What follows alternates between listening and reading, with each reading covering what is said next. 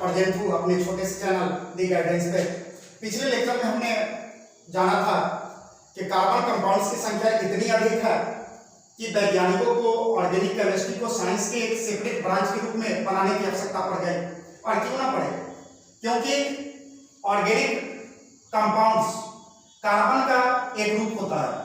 Carbon में कुछ ऐसे यूनिक प्रॉपर्टीज पाए जाते हैं जैसे catenation properties, isomerism, high bond energy, multiple bond capacity. इन सब गुणों के कारण कार्बन ने अत्यधिक संख्या में यौगिकों का निर्माण किया और ऑर्गेनिक केमिस्ट्री एक सेपरेट ब्रांच के रूप में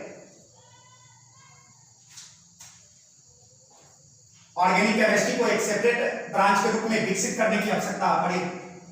लेकिन आज का यह वीडियो कंपाउंड्स पर है, ऑर्गेनिक कंपाउंड्स।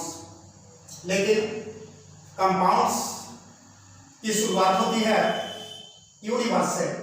यूनिवर्स दो कंपोनेंट्स के रूप में बटा है। यदि हम यूनिवर्स का बात करें तो यूनिवर्स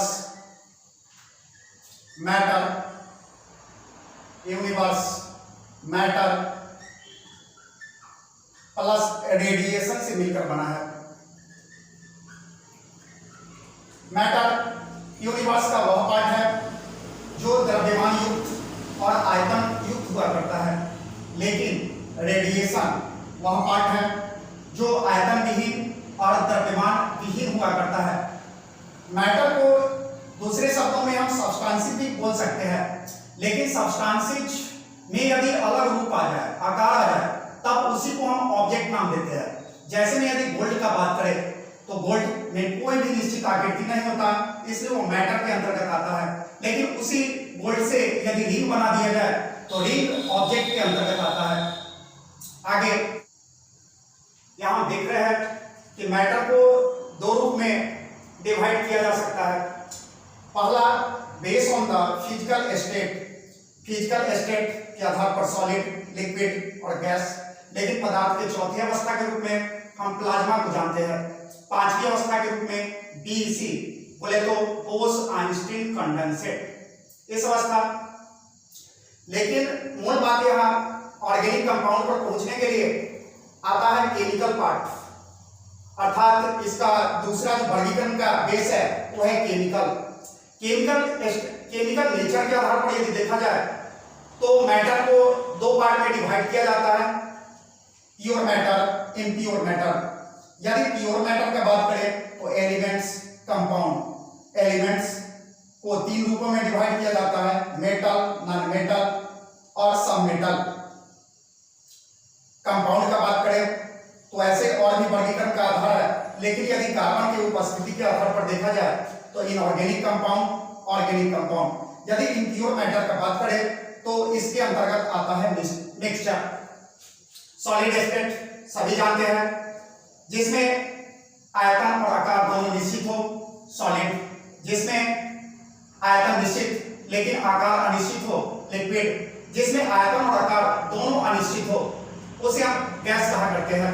यदि प्योर मैटर का बात करें तो प्योर मैटर,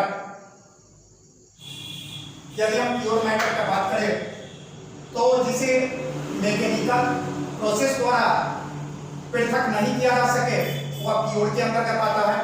यदि हम यांत्रिक विधि अर्थात मैकेनिकल प्रोसेस द्वारा यदि पृथक कर दे तो वह इम्प्योर में आता है। प्योर में यहाँ पे देखा जा सकता है दो पार्ट आते हैं, एलिमेंट और कंपाउंड, जो केवल एक ही प्रकार के परमाणु से मिलकर बने होते हैं, वह एलिमेंट्स होता है, जिसका अध्ययन हम अगले वीडियो में करेंगे।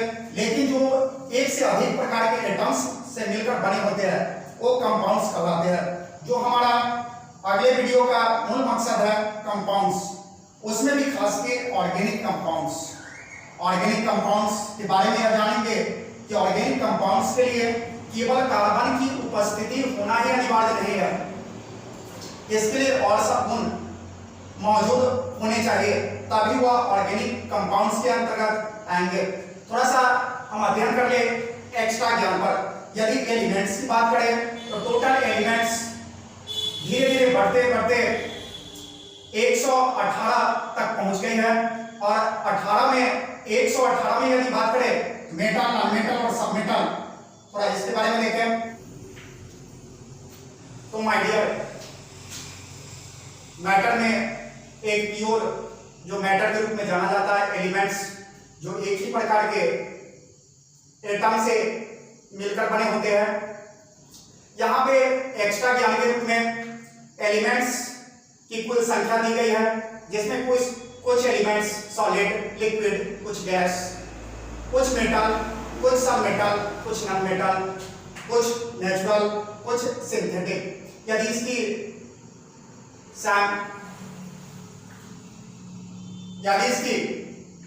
संख्या देखी जाए तो 118 एलिमेंट्स में सॉलिड की संख्या 103, लिक्विड की संख्या 2 और गैसेज की संख्या 11। लिक्विड के बारे में सभी जानते हैं। हाइड्रोकार्बन, जिसे पारा या मरकरी कहा जाता है, वो धातु में एक ऐसा धातु है जो लिक्विड फॉर्म में पाया जाता है, और अधातु में ब्रोमीन। इसी तरह गैस की संख्या 11 है। एलिमेंट्स में गैसों की संख्या 11 है। आप यदि जान रहे हैं तो हमें कमेंट सेक्शन में जरूर बताएं कि कौन कौन से गैस है जो एलिमेंट्स के रूप में पाए जाते हैं। यदि एलिमेंट्स का मेटल बात करें तो मेटल की संख्या 91, सब मेटल की संख्या 7 और नॉन मेटल की संख्या 18 है। अधिकांश तत्वों में देखा जा रहा है कि अधिकांश तत्व नेचुरल, लेकिन कुछ तत्व सिंथेटिक भी है। जैसे नेचुरल एलिमेंट 92, सिंथेटिक एलिमेंट 26। यदि इस दोनों का संख्या ऐड किया जाए तो 118 आएंगे, लेकिन बाकी इसमें ऐड किया जाए तो नहीं आएंगे। कारण है कि इसमें से 2 तत्वों के अवस्था की जानकारी अभी तक प्राप्त नहीं है। तो गाइस, आगे हम थोड़ी सी जानकारी कंपाउंड्स की प्राप्त कर ले, क्योंकि अपना तो मूल मकसद है ऑर्गेनिक कंपाउंड्स पर पहुंचना, ताकि ऑर्गेनिक कंपाउंड्स की शुरुआत हो सके। कंपाउंड्स की यदि हम बात करें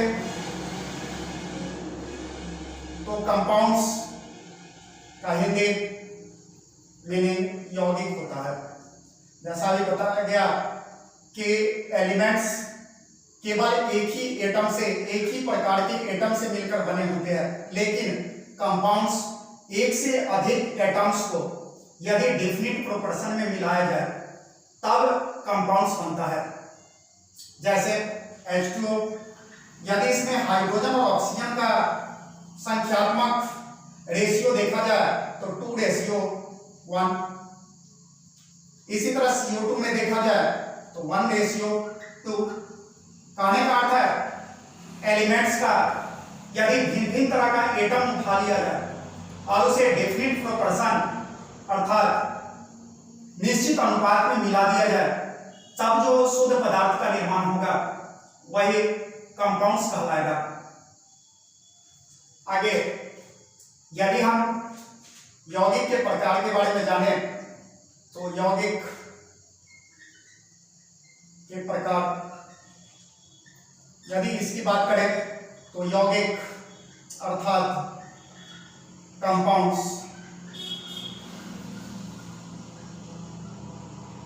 मूलतः 2 रूपों में पाए जाते हैं। पहला अकार्बनिक यौगिक। अकार्बनिक यौगिक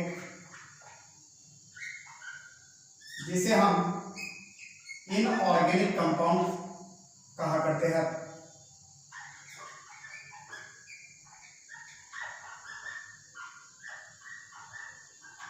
दूसरा कार्बनिक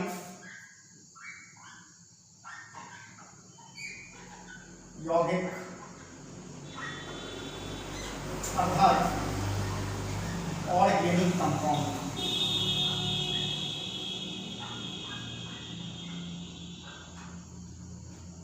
जनरली जिस यौगिक में कार्बन मौजूद होते हैं उसे कार्बनिक यौगिक, जिसमें कार्बन अनुपस्थित होते हैं उसे अकार्बनिक यौगिक के नाम से जाना जाता है। लेकिन यह नेसेसरी नहीं कि कार्बन वाले सभी तत्व कार्बनिक यौगिक ही होंगे। जैसे यदि बात करें कार्बोनेट, मैग्नीशियम कार्बोनेट, इसमें कार्बन मौजूद है फिर भी यह कार्बनिक यौगिक नहीं है। CO2 कार्बन मौजूद फिर भी कार्बनिक यौगिक नहीं। इसी तरह से अनेकों कंपाउंड जिसमें कार्बन मौजूद है फिर भी वह कार्बनिक यौगिक नहीं है, जिसकी जानकारी आपको अगले वीडियो में दी जाएगी। तो जितना भी अभी बात बतलाया गया वह स्क्रीन पर नोट्स के रूप में फ्लैश भी हुआ और उसका पीडीएफ नोट्स लिंक के डिस्क्रिप्शन में डाल दिया जाएगा। तो आगे नेक्स्ट वीडियो में जय हिंद।